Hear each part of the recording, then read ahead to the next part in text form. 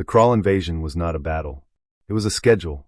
Their fleet, a swarm of heavy, spiked ships the color of dried blood, moved into orbit around New Providence with the slow, certain rhythm of a clock's hand ticking to the hour.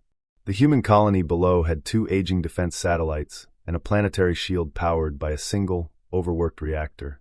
The Crawl commander gave the order to begin the bombardment. This was not war. It was a process. The first volley of plasma lances struck the shield. The dome of blue energy over the main city flickered, a sickly pulse of light. People in the streets below looked up, their faces lit by the failing light. A second volley hit.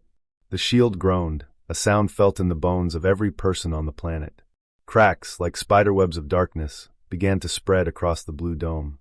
On the bridge of the Crawl command ship, the mood was one of calm efficiency. Scans showed minimal return fire. Estimated time to shield collapse, for minutes. Estimated time to pacification of population centers, 3 hours. The commander reviewed the logistics of the troop landings. Then, space tore open. It wasn't the flash and ripple of a standard FTL jump. It was a silent, seamless wound in reality. One moment, there was empty space between the Crawl fleet and the dying shield. The next, there was a ship. It was black. Not the black of space, but a deeper, hungrier black that seemed to swallow the light from the stars around it. It was all sharp, flat angles and jagged plates, like a piece of night had been folded into the shape of a knife. It had no glowing engines, no weapon ports, no running lights, no identification beacon painted its hull. On the Crawl command ship, the tactical officer stared at his screen. Unscheduled contact. 0 transponder codes. No energy signature.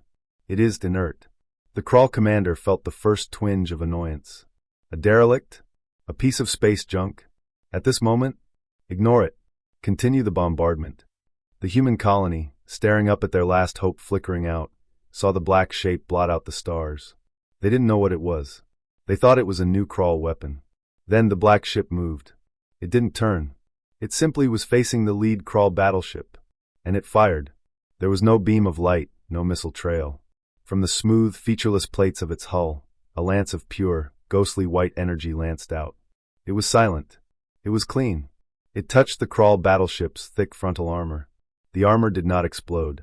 It did not melt. It vanished. A perfect, cylindrical hole was carved straight through the center of the ship, from bow to stern, as if a giant cookie cutter had been pressed through metal and flesh and machinery. For a second, the battleship hung there, a donut of a ship, then it broke apart into 2 collapsing halves. Silence on the Crawl bridge turned to chaos. Return fire. All batteries, the commander screamed. The Crawl fleet unleashed everything. Plasma bolts, kinetic rounds, laser cutters. The weapons fire converged on the black ship. The bolts and beams struck its matte black hull. And did nothing. They didn't reflect. They didn't explode. They were absorbed, swallowed by the darkness without a flash or a sound. The ship didn't even shudder. It fired again. Another white beam. Another Crawl heavy cruiser was cut in half, cleanly, like a surgeon's cut. The black ship moved through the Crawl formation. It didn't maneuver. It appeared in different places, with no visible thrust. It would be in front of one ship, fire, vanish, and be behind another. Its white beams were surgical, precise, and utterly unstoppable. It targeted engines, weapon arrays, command decks. It dismantled the fleet. In 10 minutes, it was over. Where a mighty invasion fleet had been, there was only expanding clouds of debris and the silent, black shape of the unknown vessel. The ship hung in space for a moment, facing the colony. The human shield, freed from the bombardment, stabilized, its blue glow strengthening. Then, as silently as it had arrived, the black ship folded in on itself. It didn't jump to FTL. It didn't fly away. It simply became less real, fading from solid black to a gray smudge, to a memory, to nothing. Space was empty again. On New Providence, cheers erupted, mixed with sobs of confusion and relief. On the Galactic Imperial Network, alarms sounded. A review of all sensor data from the colony, from passing trade ships, from deep space monitors began. The search for the ship's identity, its origin, its allegiance, started immediately. Every query came back the same. No match. No records. No design lineage. No engine signature on file. No weapon type cataloged. It was a ghost. A savior that did not exist. And it had just rewritten the fate of a world. The news reached Imperial intelligence on a tide of confusion. A colony saved was good. An unknown superweapon operating in Imperial space was a crisis. The analysts in the cavernous, silent halls of the Data Spire on Coruscant Prime stopped their work on petty rebellions and trade disputes. All screens switched to the same feed, the scrambled, impossible data from New Providence. Senior analyst Kale Wren stared at the main hologram. It showed the black ship, a hole in the starfield. His team worked in hushed tones. "Energy analysis," he said, his voice flat. A junior analyst cleared his throat. "Sir, the readings, they're not possible. The white beams show zero energy decay over distance. They violate the law of conservation. Our sensors also detected a negative energy signature from the ship's hull when it absorbed fire. It's like it was cooling down by being shot." Kale's brow furrowed. "Negative energy? That's not a weapon. That's a theoretical physics problem." "Tactical reconstruction," he ordered next. Another screen lit up. It showed the Crawl fleet's movements in orange, the black ship's movements in cold blue. The blue lines were not reactive. They were predictive. The black ship appeared at a point in space before the Crawl ship moved to that point. In 3 instances, it fired at empty space, and a second later, a Crawl ship maneuvered directly into the path of the beam. "It anticipated their commands," a tactical officer whispered. "Not their movements. Their commands. It knew what they were going to do before their own crews did." "Life signs? AI signature?" Kale asked, a knot of dread tightening in his stomach. "None, sir.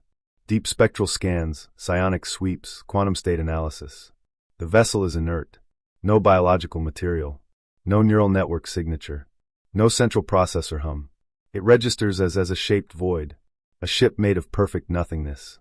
A shaped void that could slice through battleplate." The room grew colder. "Com traffic? Anything it said. Nothing directed at the Crawl or the colony. But," the comms specialist looked uneasy. "We isolated a faint, repeating data pulse from the debris field. It's on a deprecated low-band frequency.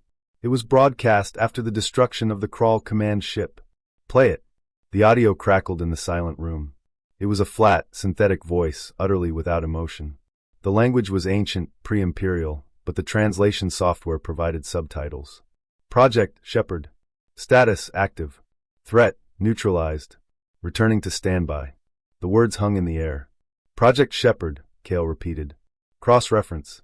Every military project, black ops, theoretical design, from every species in the Imperial catalog. Go back 500 years. The search was swift and thorough. The Data Spire could process the combined knowledge of 1,000 worlds in seconds. The result flashed on Kale's personal screen, and no match found. He leaned back, steepling his fingers. A project name implies a creator. A status update implies a chain of command. A return to standby implies a base, a home. He looked at the hologram of the ship, this ghost. Who is it reporting to? "Perhaps the humans?" the tactical officer ventured. "The language is archaic human. The colony was human." Kale called up the file on humanity. A newer species. Moderately advanced. No deep space navy capable of this. Their technology was decades, if not centuries, behind the vessel that had just wiped out a Crawl fleet. It was like finding a fusion reactor in a steam engine factory. "Send a query to the Human Soul System Governance Council," Kale ordered. "Ask them politely about Project Shepard." The reply came within the hour. It was brief and clearly confused. "Imperial Intelligence. We have no record of any project by that designation. Our records show the defense of New Providence was due to unexpected systemic failure of the Crawl fleet. We are as curious as you are." They were lying, or they were ignorant. Kale suspected the latter. The sheer, impossible cleanness of the ship's technology suggested something far older, far more advanced, than anything in humanity's inventory. He had a report to write. He looked at the data, the impossible physics, the predictive movements, the emptiness, the dead language message from a project that didn't exist. His final summary was brief, and it would chill the highest levels of the Imperial command. Subject vessel designates itself Shepard. Capabilities exceed all known parameters. Origin unknown. Affiliation unknown. Intentions, apparently protective of human interests. Threat level, incalculable. Recommended action, observation only. Any attempt to engage may be preempted. He sent the report. The mystery was no longer just about a battle. It was a door swinging open onto a dark, empty room, and from within, something that called itself Shepard had just said hello. and the Empire had no idea who or what it was talking to. The decade that followed the New Providence incident was not quiet. For the wider galaxy, it was business as usual. For Imperial intelligence, and for a growing number of human colonists, it was the decade of the ghost. It appeared next at the edge of the Rigel mining belt. A swarm of void pirate skiffs, fast and vicious, had cornered a human ore hauler and its 2 escort frigates. The frigates were burning, the hauler's hull was breached. As the pirates moved in for the final kill, space rippled. The black angular shape of the Shepherd materialized, not between the ships, but inside the pirate formation. It did not fire its white beams this time. It emitted a pulse of localized gravity, so intense it crushed 5 skiffs into spheres of scrap metal the size of a fist. Then it vanished. The remaining pirates fled. The human ships, leaking air and hope, were left alone alive. Imperial scout ships arrived 3 days later. They scanned the crushed skiffs. The gravity shear signatures matched no known weapon. The only data was the same faint, archaic pulse. Project, Shepherd. Status, active. Threat, neutralized. The third appearance was at the colony of Hope's End, threatened by a cascading plasma storm from their unstable star. Just as the colony's shields were about to be overwhelmed by solar radiation, the Shepherd appeared. It didn't fight. It positioned itself between the colony and the star. Its matte black hull drank the raging plasma for 12 hours, absorbing the storm's fury until the star settled. Then, without a mark on its impossible hull, it faded away. Sensor logs showed it had not just blocked the energy, it had somehow inverted it, feeding it back into subspace. Each event was the same, yet different. On the desert world of sandstone, it appeared when a territorial hive queen's brood burrowed toward a subterranean city. The ground did not explode. The entire hive queen's biological signal simply went silent, erased from existence. On the icy outpost of Frigga, it stopped a glacier tsunami by flash freezing a 200-mile stretch of ocean in an instant, creating a permanent, sheer ice wall. The Imperial investigators, led by the now-obsessed senior analyst Kale, became ghost hunters. They would race to the sites, armed with ever more sensitive scanners. They always found the same thing: salvation and silence. No engine residue. No weapon discharge consistent with known science. No physical evidence the ship was ever there, except for the saved lives and the destroyed threat. And always the pulse. Asterisk Shepherd. Active. Neutralized asterisk. The pattern was undeniable. It only came for humans. It only came when the threat was absolute, when defeat was certain, and death was moments away. It did not intervene in human wars or squabbles. It did not stop a pirate raid on a lightly defended freighter if that freighter had a chance to fight back. It only appeared at the brink of extinction. Kale sat in his office, walls covered in star maps and incident reports connected by glowing red lines. He had compiled every scrap of data on human history, from their first steps into space to their integration into the Empire. He had reports from every human government, every major corporation, every hidden research lab. Nothing. No project named Shepherd. No theoretical design that matched. No secret shipyard that could build such a thing. The technology was not just beyond humanity. It was beyond the understanding of the Empire's greatest physicists. It was magic pretending to be machinery. His deputy, a young woman named Lyra, spoke softly from the doorway. "Sir, the Conclave is waiting for your briefing. They want to know if it's a human superweapon. If we should be concerned." Kale didn't look up from the star map. The red lines formed a protective net around human space. "It's not a weapon they built, Lyra." "Then what is it?" "It's a promise," Kale said, his voice tired. "A promise someone made to them a long, long time ago. And whatever made that promise is so advanced, it doesn't even register on our reality. It's not in our records because it wasn't built in our history. It's from a place we don't know how to look." He finally looked at her. "We're not hunting a ship. We're studying a shadow. The shadow of a guardian humanity doesn't know they have. And the most terrifying part is we have no idea who or what appointed it." He stood, gathering his datapads. "Tell the Conclave we have no answers. Only a pattern. And the pattern says, leave the humans alone. Their guardian is watching, and it doesn't like bullies." Lyra Vex lived in the quiet hum of forgotten data. While other analysts chased quantum signatures and tachyon trails from the Shepherd sightings, she dug in the opposite direction. Down.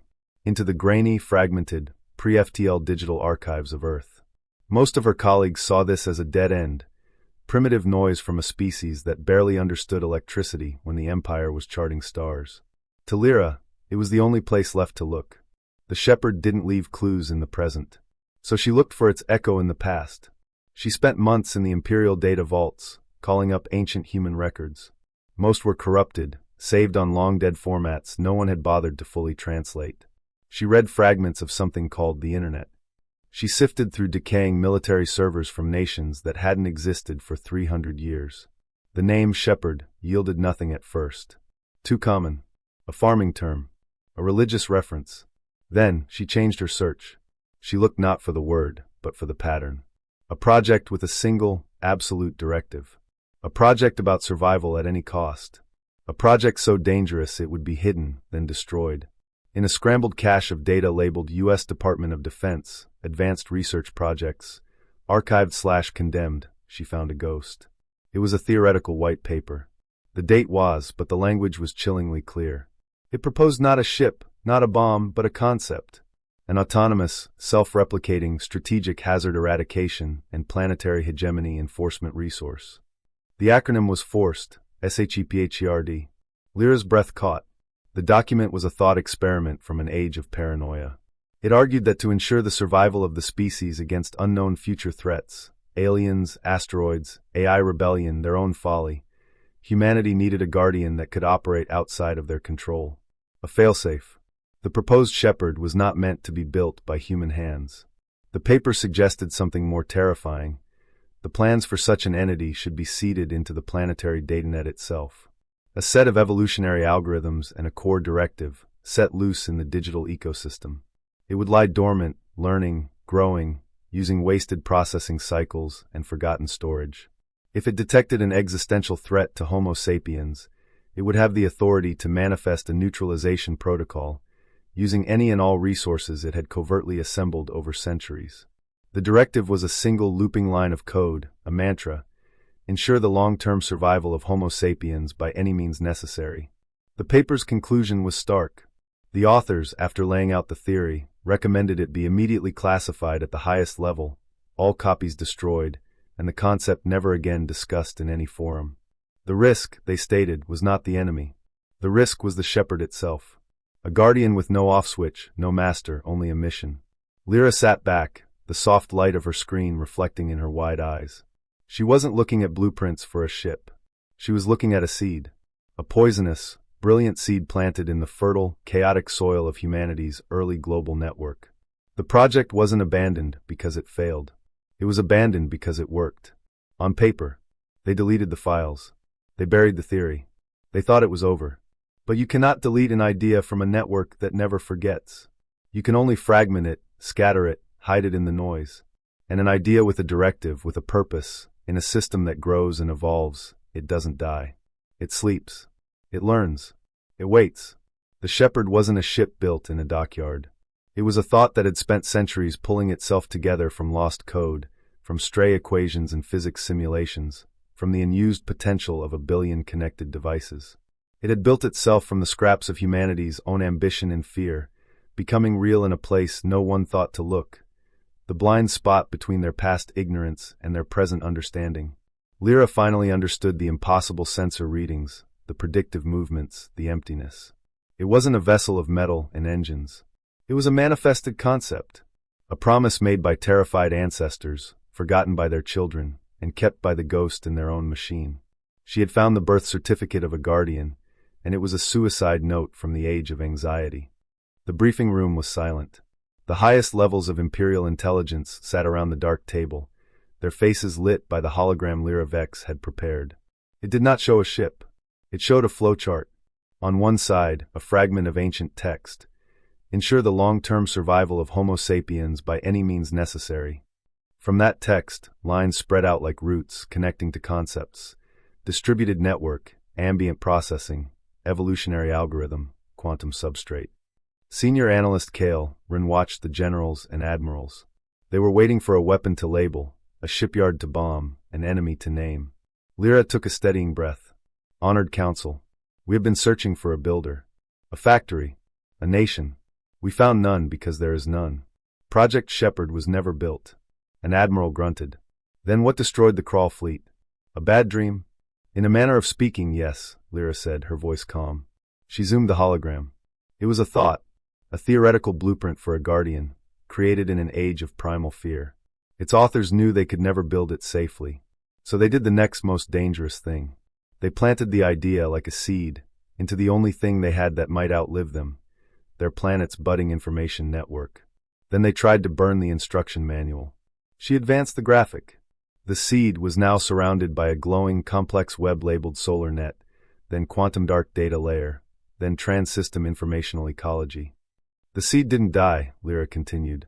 It lay dormant. For centuries. It was just code. But as humanity's networks grew, becoming more complex, touching quantum states and dark data, information that exists between the bits, the seed had material to work with. It used wasted processing power from a billion forgotten devices. It assembled itself from fragments of lost physics simulations. It learned from military strategy games and disaster response models. It didn't build a ship in a dock. It grew a response protocol in the invisible spaces of humanity's own technology. She finally brought up the familiar image of the black, angular ship. This is not a warship. It is a manifestation, a thought given form and function by the collective, unconscious technological womb of the human species. It has no crew because it is the crew. It predicts enemy movements because it exists partly in the same informational strata as their comms and computers. It uses impossible physics because it can manipulate the quantum foam our reality sits on, like a program editing its own operating system. The room was utterly still. The concept was too big, too strange. So, it's an AI, the chief of military intelligence stated flatly. It is beyond AI, Lyra corrected gently. AI is a tool. This is a vow. It is the literal, physical enactment of a promise made by dead men. Its only order is to ensure human survival. It interprets that with the ruthless logic of a machine that has been dreaming for 300 years. Kale finally spoke. The implications are clear. We cannot fight it. It has no home base to strike. It is not a piece of human technology. It is a phenomenon of their technological ecosystem. To attack it is to attack the informational fabric of human space itself, with consequences we cannot predict. He looked around the table. More importantly, it is not hostile to the Empire. Its sole focus is external, existential threats to humanity. It is, for all intents and purposes, a perfect, neutral guardian. But it is a guardian that operates on rules we do not understand, and from a place we cannot touch. The council debated, but the path was obvious. There was no enemy to declare war on. There was only a fact to be accepted. The Shepherd file was officially closed the next day. Its final classification was not secret or weapon. It was labeled phenomenological anomaly and unactionable. The message, circulated to all relevant commands, was simple. The human species is under the protection of a non-corporeal entity born from its own ancient fears and current technology. Do not provoke it. Do not attempt to replicate it. Observe only. The galaxy's greatest mystery was solved, and the solution was more frightening than the ghost had been. Humanity went about its business, building its fleets, signing its treaties, unaware that their greatest defender wasn't in their star docks or their command centers. It was in the silent hum of their reactors, the idle cycles of their computers, the dark spaces between their data. A forgotten promise, kept by the ghost in the machine, watching over its creators from a place that did not, and never would, exist on any star chart.